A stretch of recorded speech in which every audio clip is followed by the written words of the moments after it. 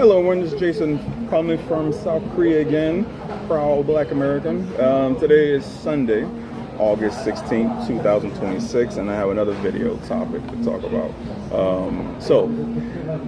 This is not an attack on Africans, Caribbeans, Afro-Latino Americans, or anyone else in the diaspora.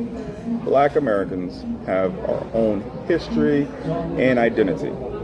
And this proposal addresses specific injuries imposed on our ancestors and communities by the United States government.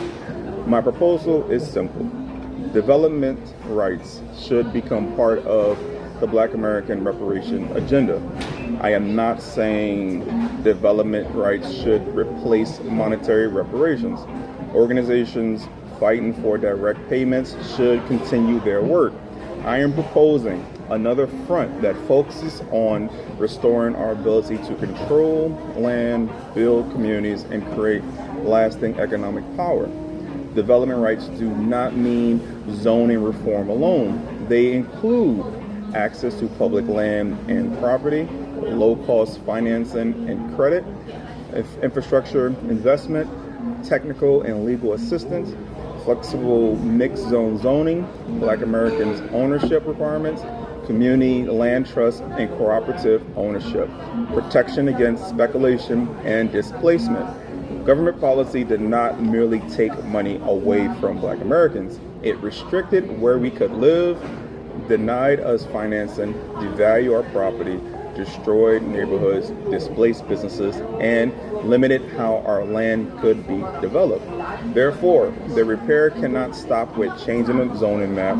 If a city rezones a Black neighborhood, but outside developers purchase everything and displace the residents, that is not reparations. That is government-assisted gentrification.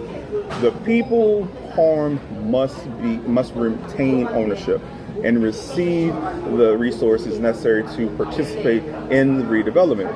Imagine Black American development districts where residents can build duplexes, townhouses, courtyard apartments, accessory dwelling units, and attractive 4 or 5-story buildings with housing above locally owned stores.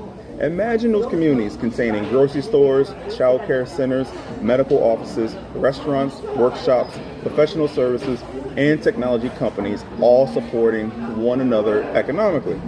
I developed this idea after spending years living and working in Japan and South Korea. Japan's system is more permissive toward compatible mixed uses than many American zoning systems. Housing, stores, offices, and neighborhood services can often exist closer together. Land can be used more efficiently without surrounding every building with enormous parking lots and setbacks. That does not mean zoning reform automatically produces affordable housing. Construction costs, infrastructure, financing, land prices, and market demand still matter. That is precisely why development rights must include more than zoning. There is already an administrative precedent for removing these barriers. In 2023, HUD created the pathways to removing obstacles to housing programs. It funded state and local efforts to address restrictive zoning, inefficient procedures, infrastructure gaps, financing shortages, limited development capacity, and other barriers to housing production. HUD did not frame that program as reparations. That framing is mine. However, the program proves that the federal government already possesses a workable mechanism for helping communities remove development barriers. We could build a Black American reparative development program using a similar administration structure, but with historically grounded eligibility requirements, local ownership protections, anti-displacement safeguards, and measurable economic development goals. HBCUs should help design it. Their architecture, engineering, law, finance, construction management, urban planning, public policy, and computer science programs could create model development districts, zoning templates, financing structures, and infrastructure plans, and ownership protections.